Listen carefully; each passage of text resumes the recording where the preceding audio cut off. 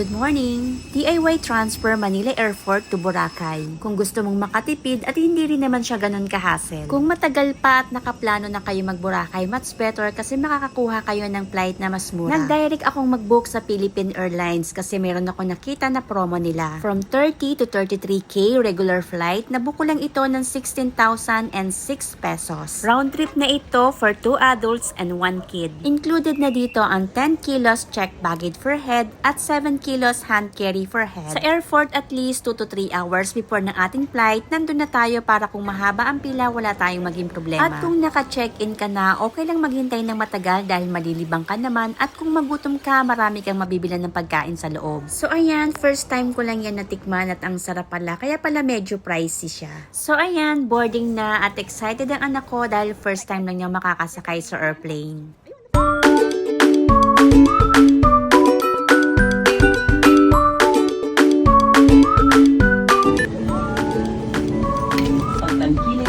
Flag carrier.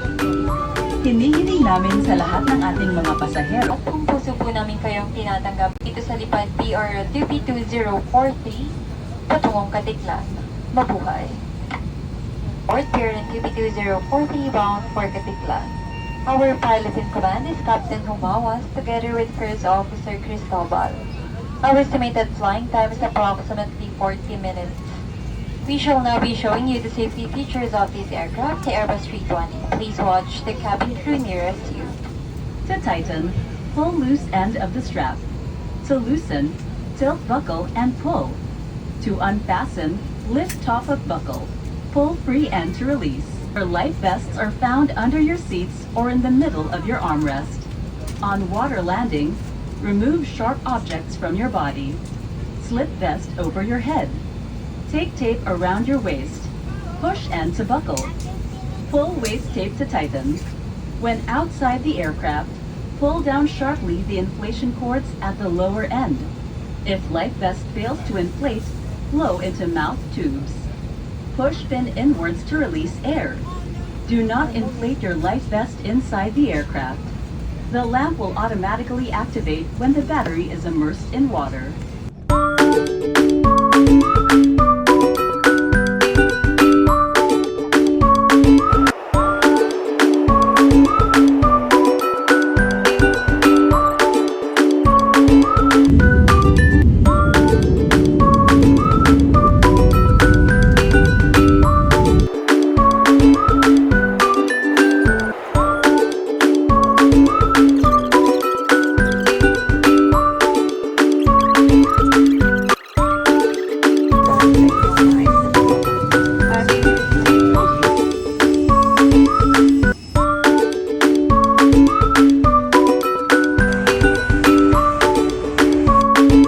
From Katiklan Airport, mag-e-exit lang tayo sa likod dahil nandun ang paradahan ng tricycle papuntang Jetty Fort.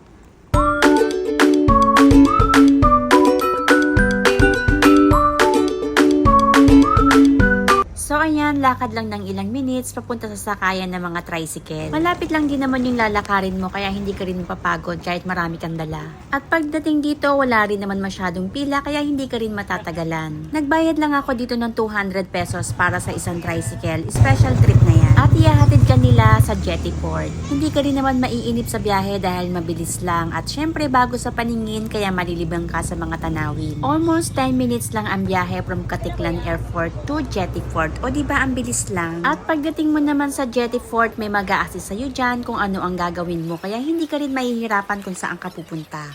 Pipilapan mo lang yung form na ibinigay sa'yo at pupunta ka lang sa registration and verification counter.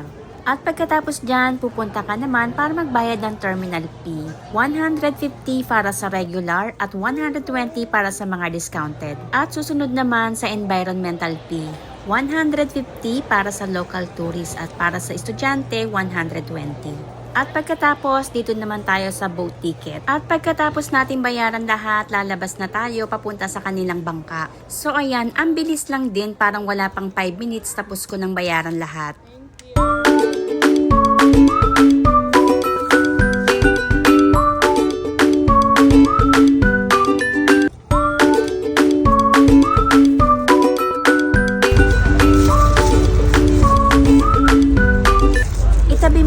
number na ibinigay sa'yo dahil may magko-collect niyan kapag nasa bangka ka na. Halos 10 minutes lang din ang biyahe at nasa Boracay ka na. Lakad lang ulit saglit papunta naman sa terminal ng mga tricycle. Dito naman sa terminal, mabilis lang din ang pila kasi marami naman silang tricycle. 150 naman ang binayad namin sa tricycle papunta sa hotel. At eto naman yung computation na nagastos ko from Katiklan to hotel. Kung marami kayo, mas makakatipid ka kung DIY ang gagawin mo. Thank you for watching. Please don't forget to subscribe.